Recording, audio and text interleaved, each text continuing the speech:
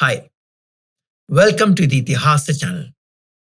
Today we talk about the events following Arjuna and the Pandavas attacking the Panchala army successfully, taking Drupada prisoner and bringing him as Guru Dakshina to his Guru Dronacharya. Om Namah Shivaya, Om Nagendraya Namaha, Om Amme Narayana, Om Namo Bhagavate Vasudevaya, Om Ganeshaya Namaha, Om Anjanaya Namaha, Om Subramanyaya Namaha, Swamiye Sharanamayyappo, Om Guruve Namaha. Following the attack on the Panchala kingdom and Drupada's ultimate capture, and the Guru Dakshina that Arjuna brought to his Guru Dronacharya, Dronacharya decided to go and take over the kingdom of the northern Panchala, which was given to him by Drupada, or rather which was taken from Drupada by him with his Shishya's help. And so Dronacharya went to the capital city of the northern Panchala kingdom, Ahichatra, and started to rule the kingdom. But he was a Brahmana with not much experience in conducting affairs of a kingdom, and the general monotony of ruling a kingdom finally got to him, and he decided he was not made out for it. For being a king is always so great and so awesome when seen from the other side. For once you actually take over the kingdom and become a ruler, the work is not as fun as it seems from the outside. It's a lot of paperwork, it's a lot of penmanship, it's a lot of diplomacy, it's a lot of talking, discussing, meetings, and the regular stuff that happens behind closed doors. And Drona was not cut out for that kind of work. So he called his son Ashwathama, crowned him the king of the northern Panchala kingdom, and made Ashwathama take over the rulership of the kingdom. And Drona loved to be with the Kuru princes, with the Hastinapur kingdom, and so Drona came back and stayed in Hastinapur. And Bhishma was ever ready to have the great Dronacharya by his side. And so Dronacharya came back to Hastinapur and back to doing what he does best, teaching. But now things were different. His Shishya Arjuna had done the impossible, had done something which Dronacharya had in his mind for so many years. So many years of that insult, of penury, of poverty had brought in a bitterness in him. But now it was all going to change. He had won the kingdom, he had adequate wealth, more wealth than he could ever dream of, than he could have ever dreamt of. A position of power in the Hastinapur kingdom, a kingdom that ruled far and wide over the entire Bharatvarsha at one point of time. He had a place of extreme power there. And gradually that bitterness started to die down. The next 1 year he spent in the Hastinapur kingdom, he decided that he is going to spend it teaching his Shishya, making a great Mahabharata out of Arjuna. In the meantime, word had spread far and wide within the confines of the kingdom that the great Pandavas were the ones who had conquered Panchala, the kingdom of Panchala that had not been conquered from so many generations, from Shantanu's time, Bhishma's father's time. And so word spread all over Hastinapur that after the great Shantanu, Bhishma and Pandu, it was Pandu's children, the Pandavas, who are the true ultimate rulers, who should be the true ultimate rulers of the Hastinapur kingdom. And people started talking in the streets that Dhritarashtra was not that great, he was a blind king. He was there as a king only instead of Pandu, and once Pandu had left and gone away, he was a stopgap arrangement until the next great ruler would come. And so as word spread and spread to the kingdom itself, Dhritarashtra realized that it was time to anoint one of the great Pandavas as Yuvaraja, and who else but the eldest, Yudhishthira. Yudhishthira was elder to even the Kauravas, Duryodhana and his 199 brothers. And so it was an obvious choice that Yudhishthira should be the crown prince. And so, in a great ceremony that was attended by most of the surrounding kingdoms, the kingdoms of the Bharatvarsha who had owed allegiance to Hastinapur, in a grand ceremony, Yudhishthira was crowned the crown prince. He was not crowned king, he was crowned crown prince. But the Yuvaraja's role in a kingdom, especially when the main king is old and blind, Yuvaraja's role is extremely paramount. It's extremely important and gains great significance. And so, following this great, marvelous, dazzling ceremony, once Yudhishthira took over as the Yuvraj of Hastinapur, he got down to work very diligently. He was firm, he had great fortitude, and he ruled with absolute frankness. He was patient, he was kind, and he was honest to a fault. He was absolutely a gem of a man. But he lacked the cunningness and the vileness that is required to rule a kingdom efficiently. And so, in all his innocence, he decided that since the great king Dhritarashtra did so much for him and made him the crown prince, he owes it to Dhritarashtra to make his son, his eldest son Duryodhana, a man of importance in the palace. And so he handed over the treasury to Duryodhana, he handed over the revenue department to Duryodhana and the land department to Duryodhana, and gave immense powers to Duryodhana. And when Bhishma and Drona saw that this innocent young man, Yudhishthira, who had no guile, who had no evil streak in him, give away most of the important departments of a kingdom to Duryodhana, a man who was after his blood, they were shocked. They rolled up their eyes, but they could do nothing more. They just smiled and said, "He will learn from his mistakes. Let him learn from his mistakes." And so Yudhishthira ruled, a great Yuvaraja, a wise Yuvaraja. And as he ruled this kingdom, people marveled at his greatness, people marveled at his honesty and integrity, and the just way in which he would rule the kingdom. He was the greatest ruler, people would say, the greatest ruler to ever come after Shantanu and Bhishma. Bhishma was a great ruler at one point of time, but after he took that oath, he stopped being king. He was just a regent. And after Bhishma, Pandu, who increased the borders of Hastinapur, here comes Yudhishthira. Dronacharya spent the next 1 year in Hastinapur teaching Arjuna. Now that his heart was satisfied, now that the bitterness was gone, and now that he was comfortable and at peace, having made his son the king of northern Panchala, he taught Arjuna everything he knew. And one day, a strange thing happened.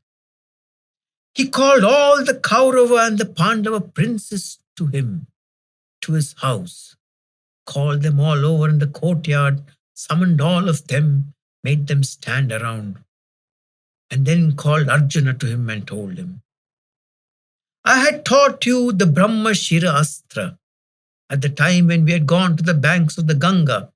If you remember at the time when the crocodile had attacked Dronacharya, Dronacharya had taught Arjuna the Brahmasirsa Astra. And so Drona looked at Arjuna and told him, I have taught you the Brahmasirsa Astra, or the Brahmasirsa Astra as it's written in some texts.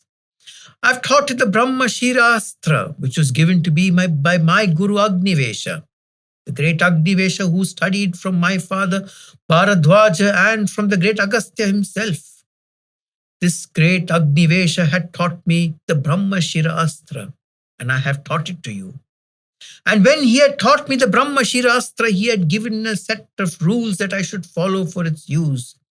And I have told you those rules. Never use it against a mortal man, never use it against an ordinary foe, never use it for demonstration, never use it for trivial pursuits.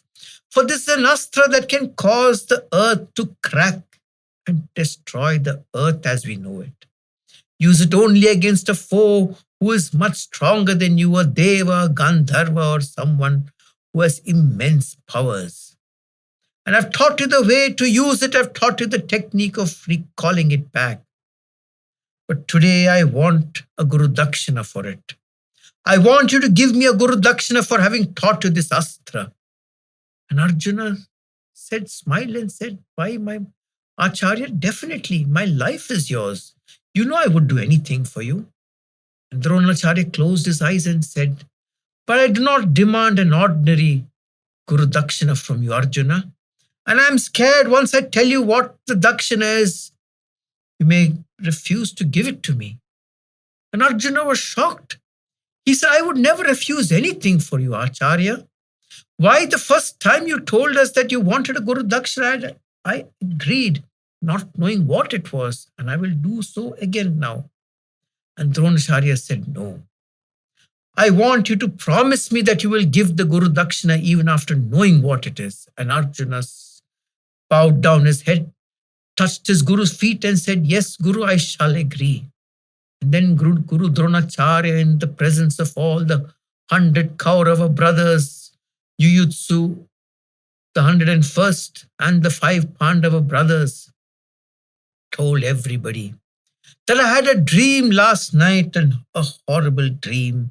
And I believe that dream is prophetic. And I went to Bhishma and told him about the dream, and Bhishma told that this dream is true, for he had heard about this prophecy from the great Veda Vyasa when he had come down once at the time of Pandu's funeral. And so this dream which I had is not just a mere dream, it's a prophecy of things to come. There will come at the crack of the ages, between the Dwapara Yuga and the subsequent Kali Yuga, a war of immense proportions, a Dharma Yuddha. And I will have to take sides in the Dharma Yuddha, and it's a possibility that I will take the side in the Dharma Yuddha against Dharma. But my compulsions will not allow me to take the side of Dharma, and I will have to take the side of Adharma in this war. And you, O great Arjuna, will be on the side of Dharma. You will be fighting against me in that war. And I know that I do not have a choice but to fight on the side of Adharma. And in that war, when I fight on the side of Adharma, you, O Arjuna, will be fighting against me, and I want you to promise me today, as part of the Guru Dakshina, for having given you the Brahmasirsa, that when you fight against me, you will give me no quarter. You will fight to the fullest. You will fight till one of us is dead, and it has to be me who will die in that war. In that duel between me and you, O great Arjuna, I command you that you should use every means in your ability to kill me, to finish me off, for I will be on the side of Adharma. At that point of time, do not think of me as your Guru, do not think of me as your Acharya. You will fight with every bit that I have taught you, and you will fight to your fullest. And you will ensure that you will subdue me and kill me. For the only one on your side who could subdue me at that point of time, who could kill me at that point of time, is you, oh my dear Shishya. And I want you to do it. Not think a minute, but do it. And this is the Guru Dakshina I demand from you. And when the people are surrounding Guru Dronacharya heard these words of Guru Dronacharya, they were shocked. They were aghast. What is this that this Guru is asking from Arjuna? That his favorite Shishya killed the Guru who taught him everything? Is that what this Guru wants? And Arjuna couldn't believe his ears. Tears started flowing down his face, and he shook his head. But Dronacharya was firm. He looked at Arjuna and said, you promised me, you cannot go back. And with tears rolling down his cheeks, Arjuna touched his Guru's feet, put his head to his Guru's feet, begged for forgiveness and said, okay, my dear Guru, my Acharya, I shall do as you say. It shall be a thorn in my heart as I do it, but I shall do it. And at one point of time, at the time of the beginning of the war, that thorn went into Arjuna's heart as he went up and down the battlefield, gazing at the enemy. He saw his Guru and broke down in front of Krishna, who then had to recite the Gita to him to ensure that Arjuna would fight that day. That was the promise that Guru Dronacharya made Arjuna take. And then from that day on, Guru Dronacharya kept Arjuna next to him at every waking minute of his. The Guru Dronacharya ensured that Arjuna would be next to him at every point of time for the next 1 year. And for the next 1 year, this great Acharya taught Arjuna everything that he knew. Dronacharya did not hold back for the next 1 year. Every nuance of warfare that he knew, every nuance of strategy that he knew, every nuance of battle that he knew, every nuance of archery that he knew, swordsmanship that he knew, fighting with every object, teaching him how to use common objects, infusing the astras into common objects and to fight. Dronacharya taught Arjuna selflessly for the next 1 year. And in that 1 year, he ensured that Arjuna would transform from an Atirata to a Maharathi. Such was the man Dronacharya. That man Dronacharya, for whom at one point of time only one person mattered, Dronacharya himself. That man had transformed. What a transformation that was. Transformed to a man who knew that at one day he will take the side of Adharma, and that was against his sensibilities as a Brahmana, for which Brahmana could even dream of taking the side of Adharma. And Dronacharya knew that there would be compulsions that would force him to take the side of Adharma. And if Dronacharya would take the side of Adharma, he knew that his end had to be destined. And there was only one man in all of Bhuloka who would be fighting on the other side on the side of Dharma, who could take him down. And Dronacharya spent the next 1 year teaching that one man every way that he could muster, every way that Dronacharya could find of how he could be killed, of how he himself could be killed. Drona taught Arjuna every of those tricks. What a transformation. And for the next 1 year, he forgot his son Ashwathama, for he knew Ashwathama too would fight on the side of Adharma. It was suicide, but Dronacharya taught Arjuna every single trick that could ensure that Dronacharya would be dead on that war of the ages. What a transformation for Guru. Which is why 7,000 years from that day, we still revere Dronacharya as an Acharya.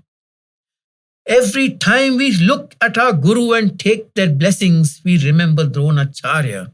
5 to 7,000 years down the line, we still remember that man. For he knew exactly what was right, what was wrong, what was dharma, what was adharma. He knew that he will have to fight on the side of adharma.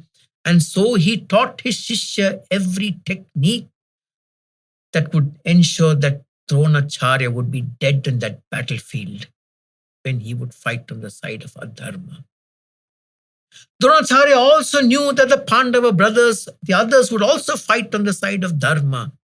He took time out to teach Nakula the art of war, the art of being a charioteer. And that young Nakula, who was a darling of the Pandavas, who was like a baby to the Pandavas, though he was a minute elder than his brother Sahadeva, Dronacharya ensured that Nakula would be taught every form of war, made him a master swordsman, made him a master charioteer, and there was no one in all of Bharatvarsha who could match Nakula in the art of swordsmanship and charioteering.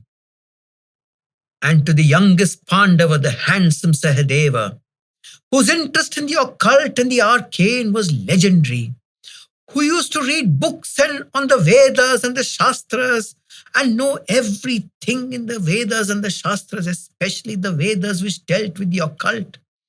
To that Pandava, Dronacharya used all his knowledge that he had gained from his father, Bharadwaja from his Guru Agnivesha and taught Sahadeva all the marvelous secrets of the Vedas which common people wouldn't know. The secrets of the Vedas which are not commonly taught, and Dronacharya was a master at it.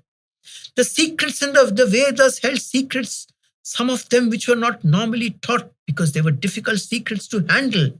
Secrets on how to handle the occult, how to harness the occult, and how to use the occult in your favor, secrets that are dangerous.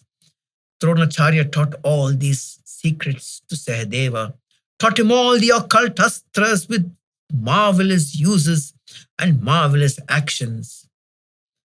Then Dronacharya realized that he had taught Bhimasena as much as he could in the art of fighting with the mace, and Bhimasena needed a greater teacher. And so Dronacharya talked to Bhishma, had a long discussion with the Pitamaha Bhishma on who would be the ideal teacher for Bhimasena.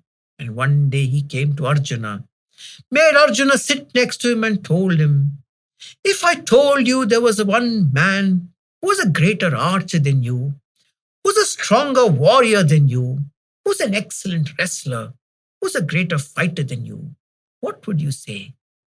And he saw Arjuna's face again become cold and forlorn. And Guru Dronacharya laughed seeing Arjuna's expression and told him, no, it's not Karna who you think is the better archer. For by the time I'm finished with you, by the time I train you, there'll be nobody in all the land who will be a better archer than you. You will be the greatest archer in all the land, far better than Karna also. Who I talk about is Krishna. Your mother Pritha has a brother called Vasudeva, and Vasudeva has a son called Krishna. He's also called Vasudeva, being the son of Vasudeva. But it is said that Krishna has no one son and cannot be controlled by anyone. For it is said that he is probably an avatar of Narayana, the great Narayana himself. It is quite possible. It is said that he is the great avatar. He's a wrestler par excellence. He's an archer, unbeatable in his archery skills. He's a warrior without compare. And hearing Krishna's name, there was no jealousy in the heart of Arjuna. Suddenly Arjuna felt a peace in him, like he was waiting to hear this name from the time of his birth. It was like that name was meant to be standing next to him, that person was meant to be standing next to him. And a strange sense of peace and happiness filled him hearing the name of Krishna. And Dronacharya went on, this great Krishna, as Bhishma has told me, has had marvelous exploits when he was a child. Multiple attempts have been made on his life by his uncle Kansa. And yet he has thwarted all these attempts and he is living successfully. And he has taken over the kingdom of Mathura from his evil uncle Kamsa. This great Krishna is an archer and a warrior as great as you. And I hope that one day this great Krishna will be on your side, on the side of Dharma, when you fight that cruel, evil war. His brother Balarama is a great warrior. He's an excellent exponent of the art of fighting with the mace. I have requested Bhishma to invite Balarama over to teach Bhimasena the art of fighting with the mace. Balarama is due shortly to Hastinapur, and I am sure that one day you too will meet your cousin Krishna. Your first cousin Krishna, for he is your mother's brother's son. And Arjuna was overjoyed knowing that his cousins Krishna and Balarama would one day be with them. And so one day Balarama came to Hastinapur. He was received by Bhishma with a lot of pomp and with all the honor that is due for a great warrior like him. A huge man of proportions larger than Bhimasena himself, Balarama came with a tender smile on his face, a pleasant smile devoid of anger, absolutely at peace. And he looked at his two Shishyas, Duryodhana and Bhimasena, and then started their training. Duryodhana knew that This great Balarama comes from the Vrishni tribe. The Yadava Vrishni tribe were fierce warriors, and Duryodhana knew that he had to have Balarama on his side, for if one day this great war, as Drona spoke about, was going to happen, it was quite obvious Duryodhana was going to be against the Pandavas, and he needed as many allies as he could. And the great Vrishni warrior Balarama was as great a warrior as you could hope for. And so Duryodhana laid out the red carpet for Balarama. Balarama was a simple man, an absolutely powerful warrior, a ferocious warrior in battle, but did not have the guile and the wile that would come with playing politics in a great palace like Hastinapur. And so Balarama, the simpleton, the mighty warrior Balarama, fell for the guile of Duryodhana. Bhimasena was a great student, but Bhimasena was very keen on learning the art of fighting the mace from Balarama, and did not have the guile to sit and butter up Balarama like Duryodhana was. And so in time, Balarama's favorite student was without surprise Duryodhana, not Bhimasena. And soon it so happened that Balarama spent more time teaching Duryodhana the art of fighting with the mace than he would spend with teaching Bhimasena. For Duryodhana wouldn't leave the side of Balarama, just as how Arjuna didn't leave the side of Dronacharya when they were training. And so eventually, both Bhimasena and Duryodhana became masters in the art of fighting with the mace. It was said that in all of Bharatvarsha there was no equal to the two in fighting with the mace, and they were second only to the great Balarama himself. And so, as Arjuna and Bhimasena became adept warriors and great warriors, the lust for war got into them, the lust for showing off their strategy, the lust for finding playgrounds of the Kshatriyas, the battlefield. And so it is said that Bhimasena and Arjuna set out to quell the armies and the kings in the far reaches of Bharatvarsha who had started to rebel against the kingdom of Hastinapur. Arjuna and Bhima took a large Kuru army and went north and west, almost up to the Yavana kings, and fought against the Yavana kings. The Yavana kings had fought against Pandu in the earlier time and had defeated Pandu in one of Pandu's campaigns far in the far west. The Yavanas were actually Greek in origin, so they were kind of somewhere in the region of Europe. So it's quite possible that Arjuna and Bhimasena went almost up to Europe, Central Asia, Europe, to fight against the Yavana kings, and finally subdued the Yavana kings and took them under the reign of Hastinapur. So it's quite possible that the extent of Bharatvarsha and Hastinapur at the time of Arjuna and Bhimasena extended to Central Asia and almost Europe. Bhimasena and Arjuna with the Kuru army also attacked King Sauvira. Sauvira was a great warrior. It was said that Sauvira at one point of time had organized a yajna for 3 long years. And in these 3 years, hordes of marauding Gandharvas had come to attack his kingdom to make him stop his yajna. And the great King Sauvira had kept these marauding, invading Gandharvas at bay for 3 years while he conducted his yajna. So King Sauvira was no mean warrior, and Bhima and Arjuna on chariots along with the Kuru army went and attacked Sauvira and killed him. The other 2 Sauvira kings, King Vipula and Dattamitra, or Sumitra as he was also called, who had at various points of time attacked their father Pandu and quelled Pandu's forces. These 2 were also attacked by Arjuna and Bhimasena and quelled. And both these kings decided to agree to accept the rulership and the regency of Hastinapur and accept the kingdom of Hastinapur, and gave their allegiance to the kingdom of Hastinapur.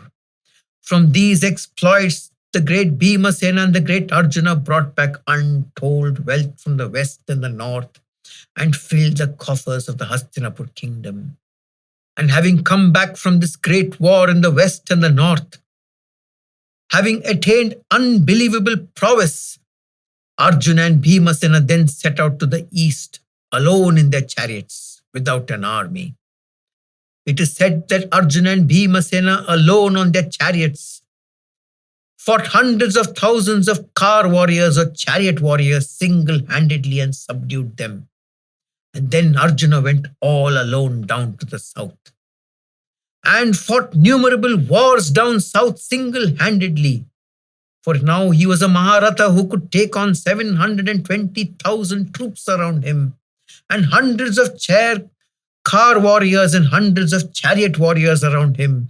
And he fought all of them single-handedly. And it is said that when Arjuna came back, he brought in elephant loads of gold, wealth, jewels, silks, diamonds, precious stones, and every form of wealth back to the Hastinapur kingdom and filled the coffers of the Hastinapur kingdom. And in time, the people of Hastinapur started reveling in the glory that the Pandavas brought them. Yudhishthira the Yuvaraja sat at the helm of the kingdom and ruled wisely. Bhimasena and Arjuna went all over Bharatvarsha and brought in the untold wealth and filled the coffers of Hastinapur. And the great days of the Hastinapur kingdom were back again. Or would it stay for long? We will discuss that in the next episode. Om Namah Shivaya, Om Nagendra Namaha, Om Amme Narayana, Om Namo Bhagavate Vasudevaya, Om Ganeshaya Namaha, Om Anjaneyaya Namaha, Om Subramanyaya Namaha, Swami Sharanamayyappo, Om Guruve Namaha.